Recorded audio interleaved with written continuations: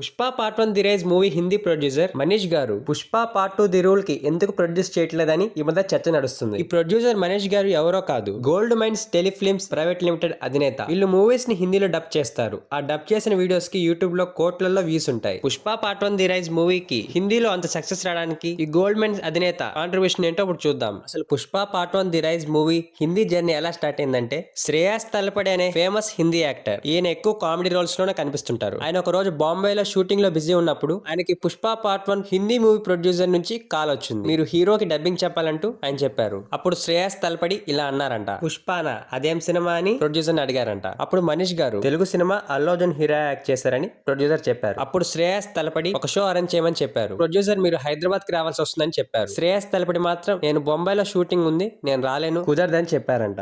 అప్పుడు ప్రొడ్యూసర్ మనీష్ గారు సరే అయితే బాంబేలోనే మీకు షో అరేంజ్ చేస్తానని చెప్పారు. దానికి శ్రేయాస్ తలపడి ఒప్పుకున్నారంట. ఆ తర్వాత ప్రొడ్యూసర్ శ్రేయాస్ తలపడిని మీరు ఎంత ఛార్జ్ చేస్తారని అడిగారంట. అప్పుడు శ్రేయాస్ తలపడి ఆ డబ్బింగ్ కోసం భారీ మొత్తం అడిగారంట. అప్పుడు ప్రొడ్యూసర్ మనీష్ సారీ సినిమాకి అంత సీన్ లేదు, ఏదో ఫార్మాలిటీకి డబ్బింగ్ చేస్తున్నాం, కొంచెం చూసి చెప్పండి అని శ్రేయాస్ తలపడికి రిక్వెస్ట్ చేశారంట. అప్పుడు శ్రేయాస్ తలపడి సరే అయితే సినిమా చూస్తాను, మీకు తోచినంత ఇవ్వండి అంటూ చెప్పారంట. శ్రేయాస్ తలపడి షూటింగ్ కి వెళ్లే టైంలో తన కార్ లో పుష్ప పార్ట్ 1 ని ల్యాప్టాప్ లో చూసారంట. షూటింగ్ వెళ్లేటప్పుడు ఫస్ట్ హాఫ్ చూసారంట, మళ్ళీ రిటర్న్ అయ్యేటప్పుడు సెకండ్ హాఫ్ చూసారంట. ఆయనకి మూవీ బాగా నచ్చి వెంటనే చేస్తానని చెప్పారంట. అల్లు అర్జున్ ఈ మూవీలో చాలా డిఫరెంట్ గా ఉన్నారని, చాలా వెరైటీగా బాగుందని ఫైనల్లీ డబ్బింగ్ కూడా చెప్పేశారంట. డబ్బింగ్ రైట్స్ కి మనీష్ షా గారు అప్పట్లో అప్రాక్సిమేట్లీ 30 crores కి మైత్రి మూవీ మేకర్స్ మనీష్ షాకి అమ్మారంట. అప్పట్లో మనీష్ షా గారికి చాలా మంది ఇలా అన్నారంట, ఈ మూవీకి చాలా డబ్బులు పెట్టేశావు, రికవరీ అవుతుందో లేదో జాగ్రత్త అని చెప్పారంట. బట్ సినిమా రిలీజ్ అయిన తర్వాత థియేటర్ నుంచి గోల్డ్ మైన్స్ వాళ్ళకి 55 crores వచ్చాయి. 40 to 45 crores ఏమో digital and OTT rights, satellite rights నుంచి వచ్చాయంట. అప్రాక్సిమేట్లీ పుష్ప